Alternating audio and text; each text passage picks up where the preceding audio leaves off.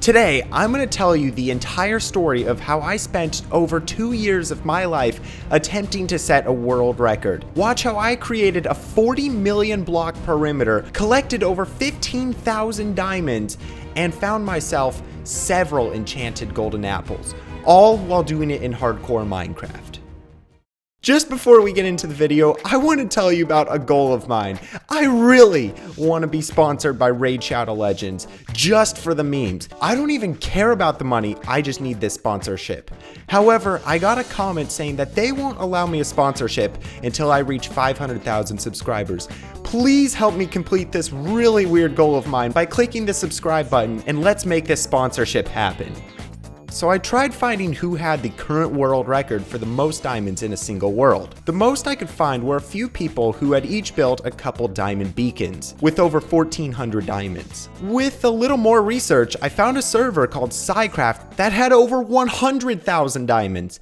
However, Psycraft is a survival world with many players contributing to that record, so I plan on doing this by myself in a single player world while also in hardcore. So I suppose let's just collect as many diamonds as we can and hopefully we can beat the record. I did some calculations. In the old 1.16 Minecraft update, diamonds could spawn anywhere from y equals 0 to y equals 16, and in the new 1.18 update they spawn from y 15 to y negative 63. This means that if I find somewhere older in my world to mine all of my diamonds, I will get extra diamonds because the two updates of diamonds overlap.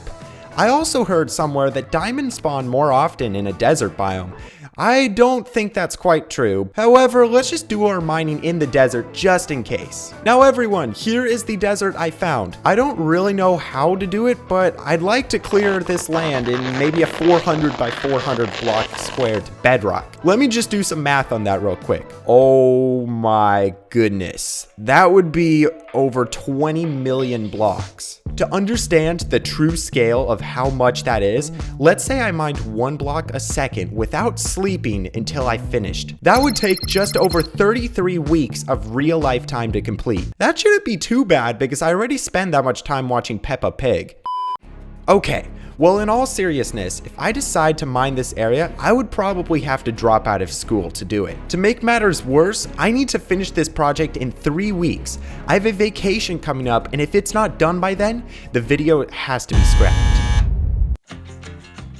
Well, if mining this area isn't an option, what else can we try? Perhaps withers? No. These guys are way too dangerous. Okay, TNT is gonna be the next best thing. Rather than literally placing millions of blocks of TNT, we can use TNT machines that literally drop an infinite amount of TNT. I quickly found this machine here. It's a design by Rayworks that moves back and forth, dropping TNT each way. By using this machine, we can drop over 10,000 TNT on the land per hour. Now, there is another problem with this. I used this machine once before to clear out my slime farm, and the big problem I was running into was the lava in the water. The slime farm took me roughly 40 hours to create, and this area here is over 5 times as large, which means that even using TNT would take 200 hours.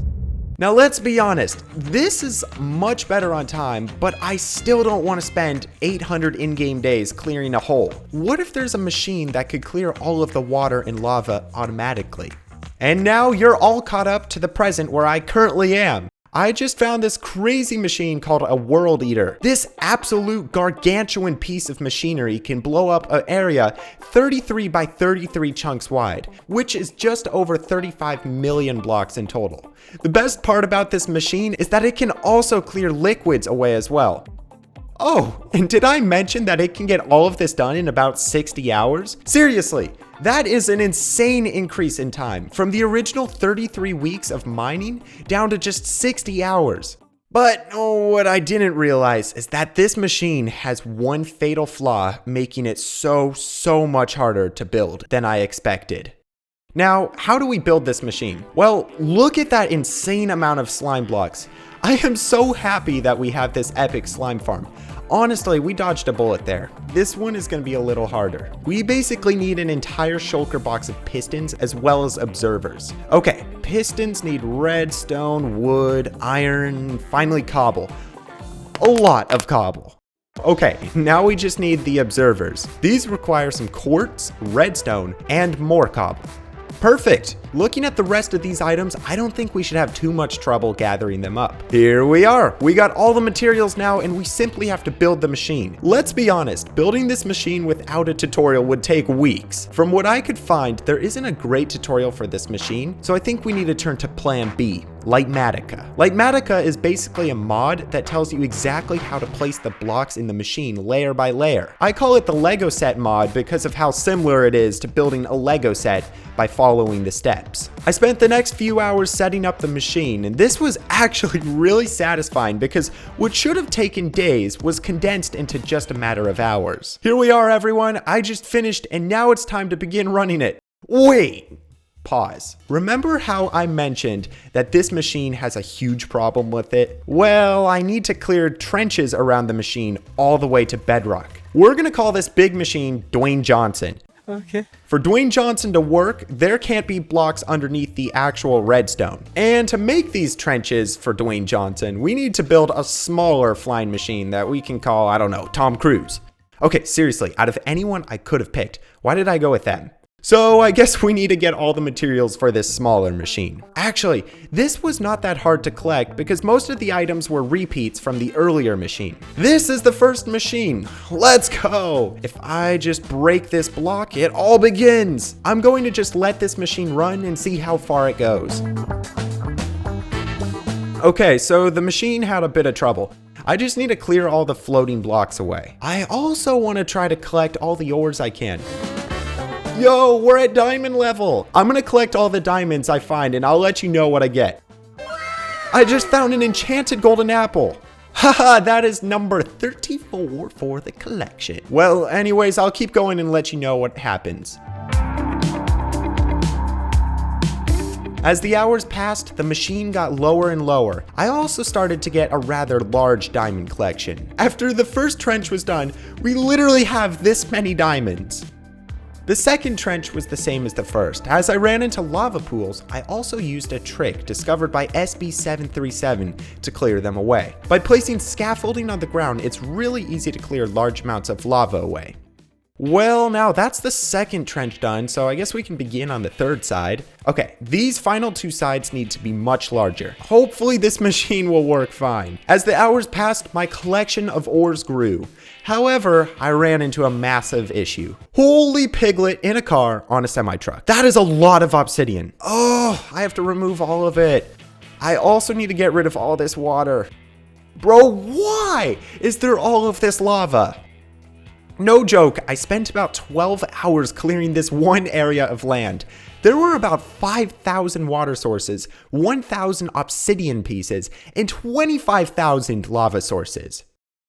But once I had finished, it was time to continue. Literally, that third side took me about 40 hours. It was one of the most horriblest things I had ever done. But now it was time for the fourth side. As I started the fourth side, I was legitimately worried that it would be the same as the third. However, I simply put in the hours to get it done. Seriously, I watched the movie Interstellar like 10 times while doing this project. By day 7, the 4 trenches were done. I felt so darn good with myself. And in all the time, I managed to collect over 500 diamond ores. Imagine what we are gonna get when we mine all of those with Fortune 3. I had wasted my life in a block game for over 50 hours. Now it was time to run the machine. This was the climax of my journey to this point. This machine needs to work. If it doesn't, I'll probably just give up. Here we go. In 3, 2, 1. Oh my gosh. Wait, why is it going up again? Why are we lagging so much? Yes, it's working. All of my time had paid off. Now the time to mine all of the diamonds was arriving. Imagine if we found over 500 diamonds in just the trenches. What would we find in an area this large? As the machine worked and lowered down layers and layers, all I had to do was to make sure to pause it whenever it ran into obsidian. Another god apple, number 35. The machine continued, and then the diamonds began to appear. I also decided to download a texture pack that would change the diamond textures into a solid blue to make the diamonds a little easier to find. Oh my goodness, look at all the diamonds on this one layer. I just mined all of them from this one layer and got over 4 stacks. As I worked, I stacked all my diamonds into a tower with cubes made of 1,000 ores each. It was at the point that I had hit 3,000 ores when I found yet another enchanted golden apple. Haha, 36! The days and hours ticked by when I finally finished clearing the land. We just need to manually clear all this lava and then let the machine run a few more times and then tear it all down. And after a few more hours, I had finished. To this point, we had spent 90 hours on the project, and in all of that time had collected exactly 5,694 diamond ores. It was officially time to mine them all with a Fortune 3 pickaxe to see what we would get. Wait just a second. In the past, I mined a lot of diamonds. In fact, just over 3,000 of them. We're gonna add these to the collection. All right, and without further ado, let's do this. I decided to mine all these diamonds while streaming. You won't believe this, but with an efficiency 5 netherite pickaxe and a haste 2 beacon, mining all 5,694 diamond ores took me about an hour and a half. Now the moment had arrived. Over 2 years ago, I started my hardcore world, and in all of that time, managed to collect exactly 15,608 diamonds. Now it was just time to turn all of the diamonds into blocks. And now it's time to build the beacon, setting the record. Wait, what? I don't have enough. How? Well, anyways, as you watch me collect an additional 324 diamonds, let me tell you about the sponsor of the video. This video is sponsored by Me. Me gives you plenty of weekly content from all over the internet. Me has an Instagram and even a Discord. Me also doesn't have a real sponsorship, so I have to do weird things like this. These should now be enough diamonds. And with this block, the new world record has been set.